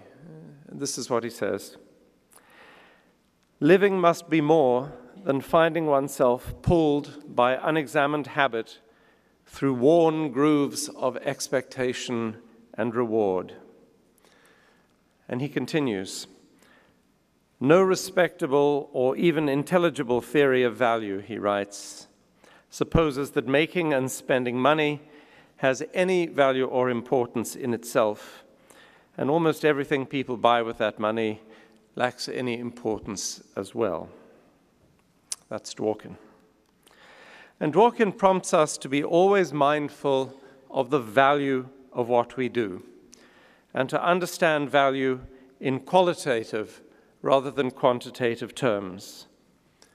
Value is something that resides in relationship, in between people and things, between people and ideas, between people and our world.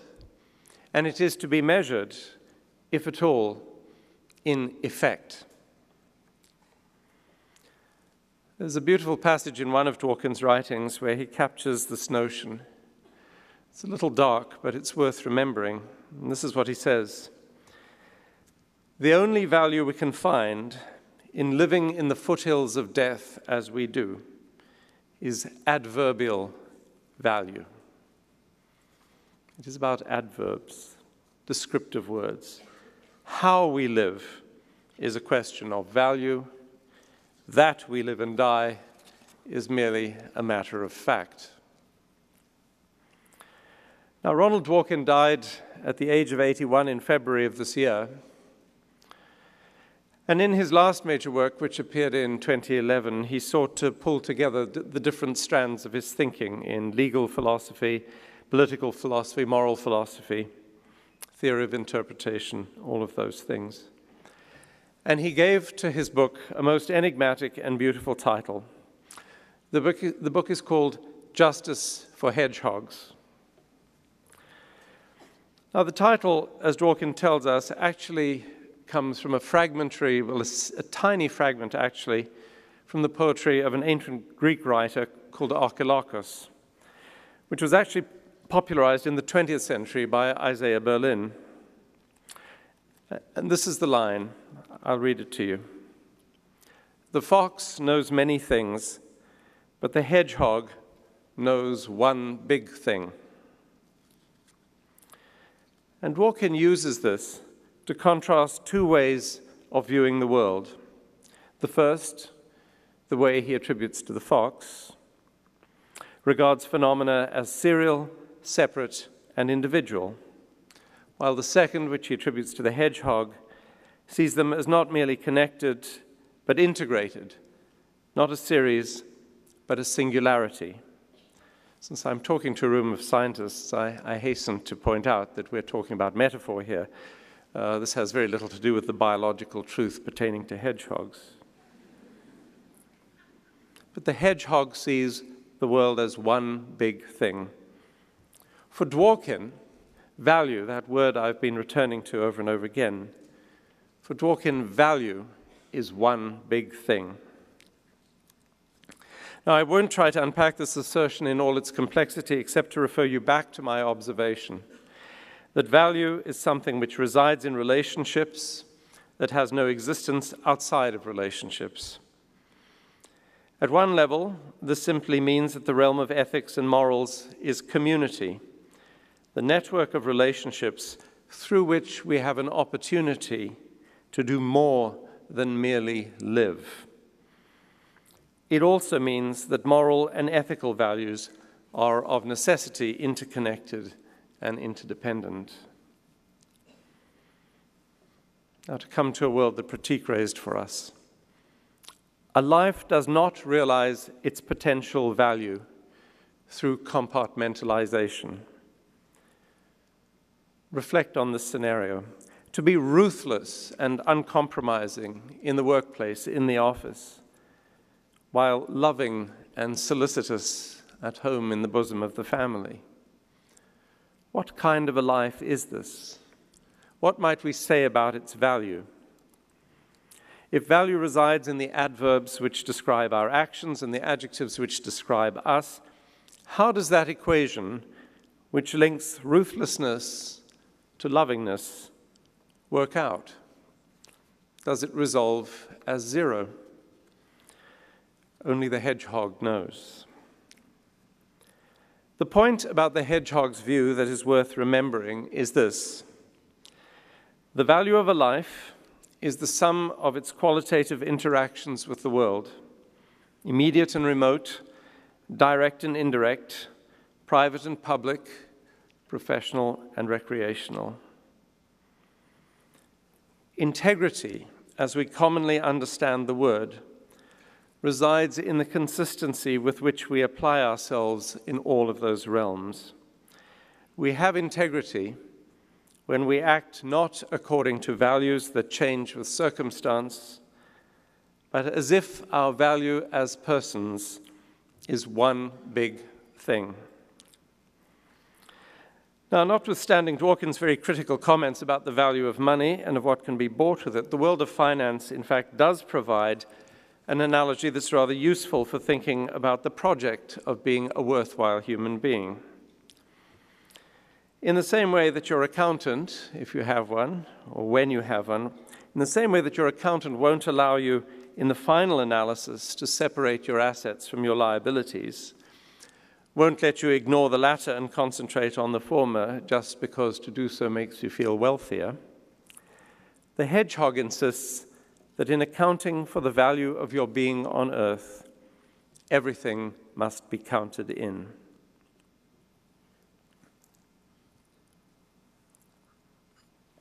Now, in anticipation for today's convocation ceremony, it was obvious to me as I observed you on the stage, many of you will have invested in some new clothes.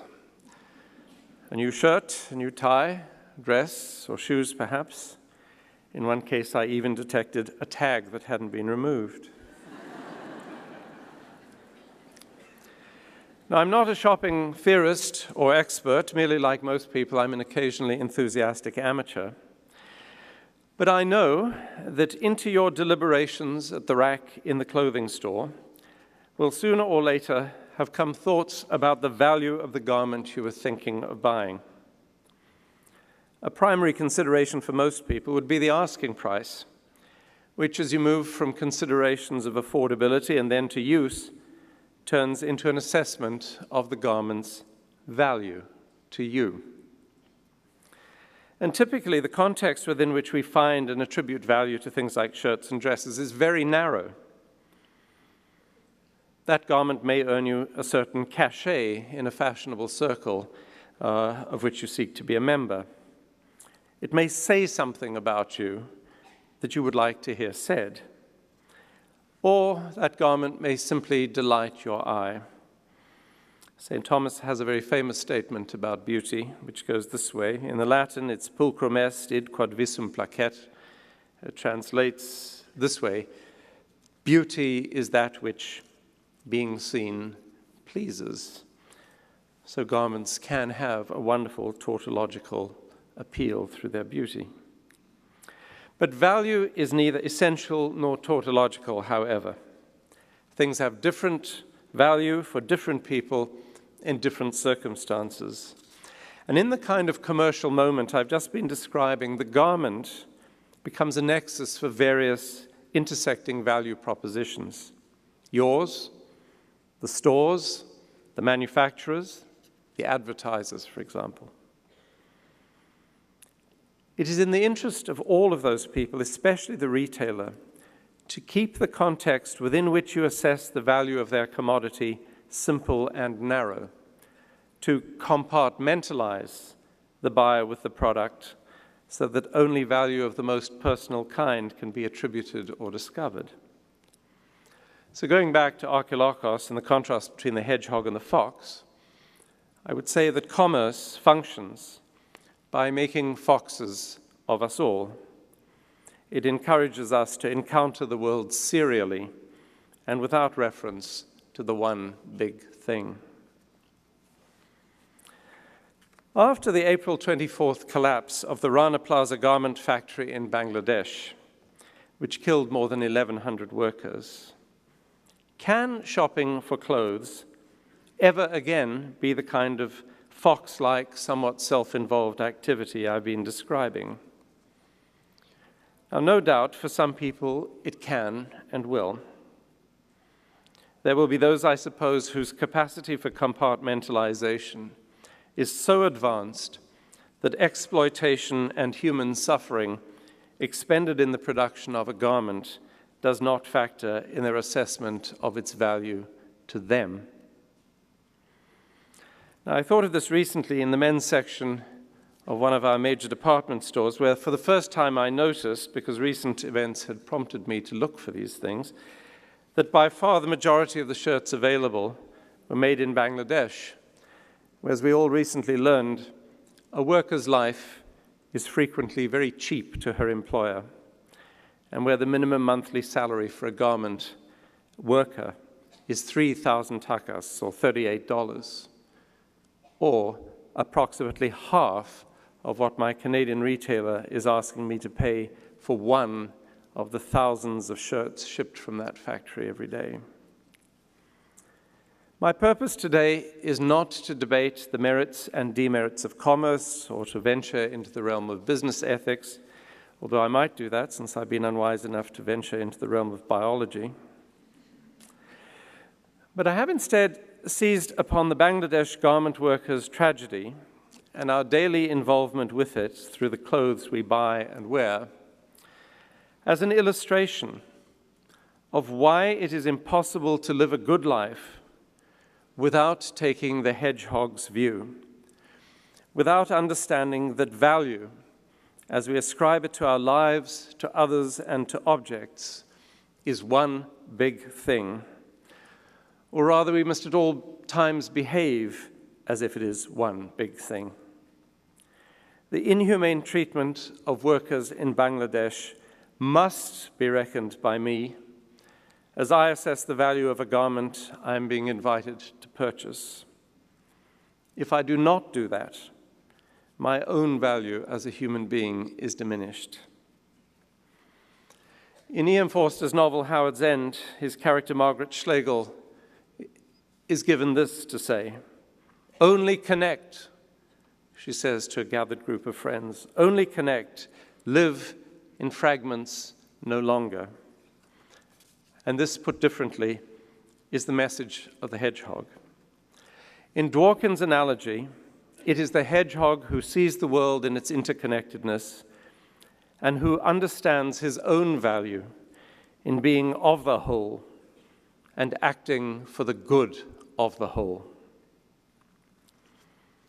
So this convocation ceremony provides an opportunity to ask you to take your McMaster degrees and go out into the world in the same spirit. If not confident in your ability to transform the world, at least determined to live in it with integrity and dignity. Farewell, hedgehogs.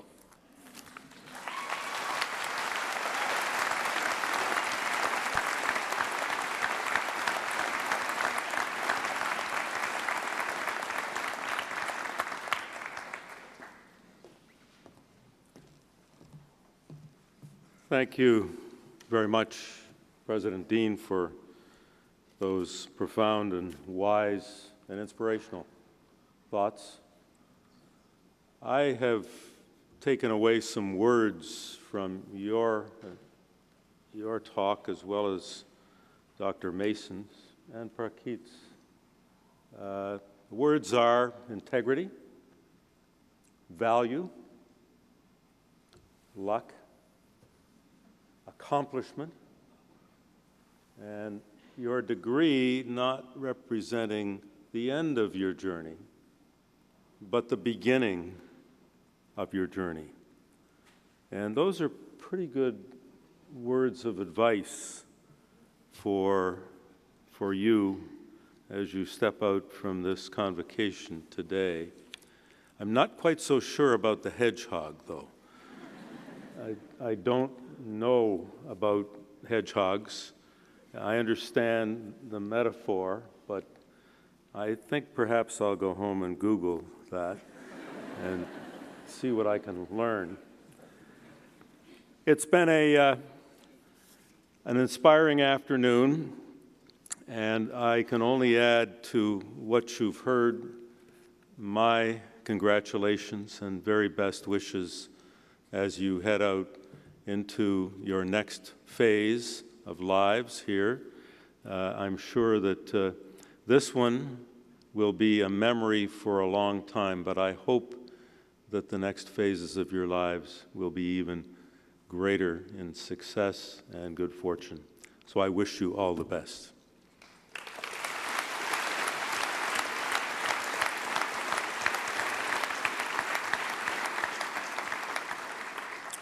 An announcement that flowers that have been delivered for graduates will be available at the coat check in the main lobby. I'd ask you to please remain standing at your seats until the academic procession and the graduates have left the hall. I'd ask you now to rise and join with me in the singing of our national anthem. After the singing of the anthem, this convocation stands adjourned.